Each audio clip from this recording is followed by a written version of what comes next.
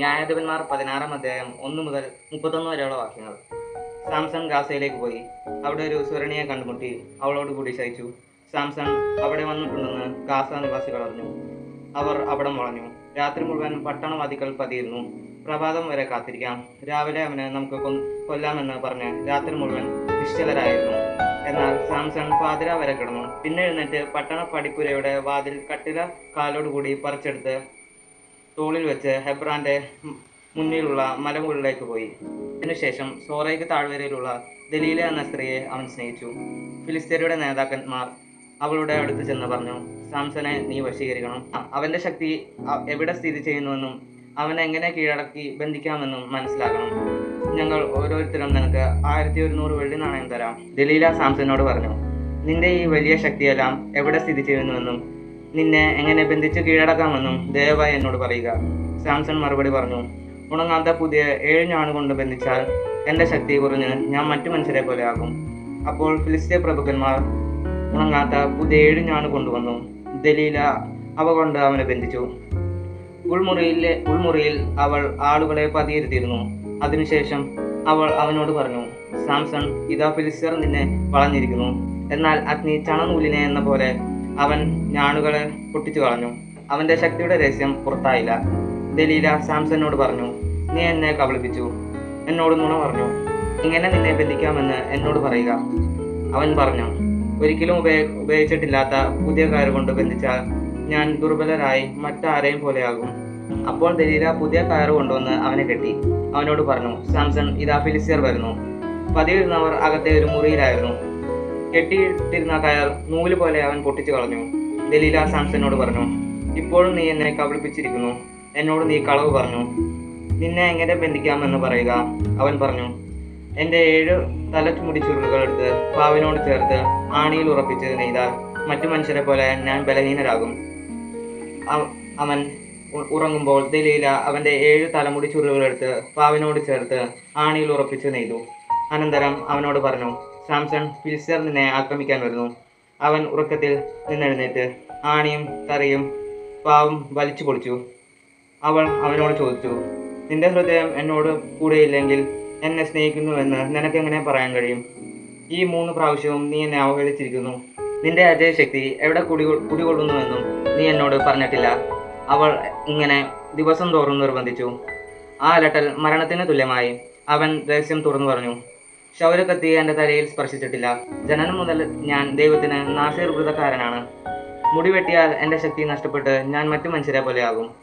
അവൻ സത്യം തുറന്നു പറഞ്ഞപ്പോൾ ദലീല ഫിലിസ്ത്യരുടെ നേതാക്കളെ വിളിച്ച് പറഞ്ഞു, ഈ പ്രാവശ്യം കൂടി വരിക. അവൻ സകല രഹസ്യങ്ങളും എന്നോട് പറഞ്ഞിരിക്കുന്നു. അപ്പോൾ ഫിലിസ്ത്യരുടെ നേതാക്കന്മാർ പണവുമായി അവളുടെ അടുത്തെത്തി. അവൾ അവനെ മടിയിൽ കിടത്തി ഉറക്കി. ഒരാളെ കൊണ്ട് അവൻ്റെ തലയിലെ 7 മുടിച്ചുരുളുകളും ക്ഷൗരം ചെയ്യിച്ചു. അതിനുശേഷം അവൾ അവനെ അസഹ്യപ്പെടുത്താൻ തുടങ്ങി. അവൻ്റെ ശക്തി അവനെ വിട്ടുപോയി. അവൾ പറഞ്ഞു, സാംസൺ, ഫിലിസ്ത്യർ നിന്നെ ആക്രമിക്കാൻ വരുന്നു. അപ്പോൾ അവൻ ഉറക്കമുണർന്നു പറഞ്ഞു, മറ്റവസരങ്ങളെ പോലെ തന്നെ ഞാൻ രക്ഷപ്പെടും. എന്നെ തന്നെ സ്വതന്ത്രനാക്കും. കർത്താവ് തന്നെ വിട്ടുപോയ കാര്യം അവൻ അറിഞ്ഞില്ല. ഫിലിസ്ത്യർ അവനെ പിടിച്ച് കണ്ണു ചൂഴ്ന്നെടുത്ത് ഗാസയിലേക്ക് കൊണ്ടുപോയി. ഓട്ടുചങ്ങല കൊണ്ട് ബന്ധിച്ച് കാരാഗൃഹത്തിലാക്കി മാവ് പൊടിക്കുന്ന ജോലിയിൽ ഏർപ്പെടുത്തി. എന്നാൽ മുണ്ടനത്തിന് ശേഷവും അവൻ്റെ തലയിൽ മുടി വളർന്നുകൊണ്ടിരുന്നു.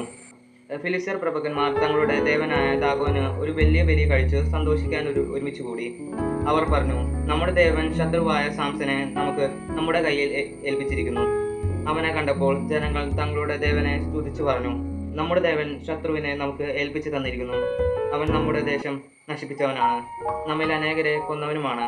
സന്തോഷിച്ച് മതിമറന്ന് അവർ പറഞ്ഞു, നമ്മുടെ മുൻപിൽ അഭ്യാസം കാണിക്കുന്നതിന് സാംസനെ വിളിക്കുവിൻ. സാംസനെ അവർ കാരാഗൃഹത്തിൽ നിന്നും കൊണ്ടുവന്നു.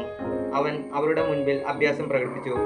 തൂണുകളുടെ ഇടയിൽ അവർ അവനെ നിർത്തി. കൈക്ക് പിടിച്ചിരുന്ന ബാലനോട് സാംസൺ പറഞ്ഞു, ഒന്ന് ചാരി നിൽക്കാൻ കെട്ടിടത്തിന്റെ തൂണുകൾ എവിടെയെന്ന് ഞാൻ തപ്പി നോക്കട്ടെ. പുരുഷന്മാരും സ്ത്രീകളും കൊണ്ട് കെട്ടിടം നിറഞ്ഞിരുന്നു. ഫിലിസ്ത്യർ പ്രഭുക്കന്മാരെല്ലാം അവിടെ സന്നിഹിതരായിരുന്നു. മേൽത്തട്ടിൽ ഏകദേശം 3000 സ്ത്രീ പുരുഷന്മാർ അഭ്യാസം കണ്ടിരുന്നു. അപ്പോൾ സാംസൺ കർത്താവിനെ വിളിച്ചപേക്ഷിച്ചു, ദയവായ കർത്താവെ, എന്നെ ഓർക്കണമേ. ഞാൻ നിന്നോട് പ്രാർത്ഥിക്കുന്നു, എന്നെ ശക്തനാക്കണമേ. ഞാൻ നിന്നോട് ഇപ്രാവശ്യം കൂടി യാചിക്കുന്നു. എൻ്റെ കണ്ണുകളിൽ ഒന്നിന് ഫിലിസ്ത്യരോട് പ്രതികാരം ചെയ്യാൻ എന്നെ ശക്തിപ്പെടുത്തണമേ. കെട്ടിടം താങ്ങി നിന്നിരുന്ന 2 നെടും തൂണുകളെ സാംസൺ പിടിച്ചു. വലത്ത് കൈ ഒന്നിലും ഇടത്ത് കൈ മറ്റൊന്നിലും വെച്ച് അവൻ തള്ളി. അവൻ പറഞ്ഞു, ഫിലിസ്ത്യരോടുകൂടി ഞാനും മരിക്കട്ടെ. സർവശക്തിയെ ഉപയോഗിച്ച് അവൻ കുനിഞ്ഞു. കെട്ടിടം അതിലുണ്ടായിരുന്ന പ്രഭുക്കന്മാരോടുകൂടി മറ്റാളുകളുടെ മേൽ വീണു. മരണസമയത്ത് അവൻ കൊന്നവർ ജീവിച്ചിരിക്കുമ്പോൾ കൊന്നവരെക്കാൾ അധികമായിരുന്നു. സഹോദരന്മാരും കുടുംബക്കാരും വന്ന് അവന്റെ ശരീരം കൊണ്ടുപോയി.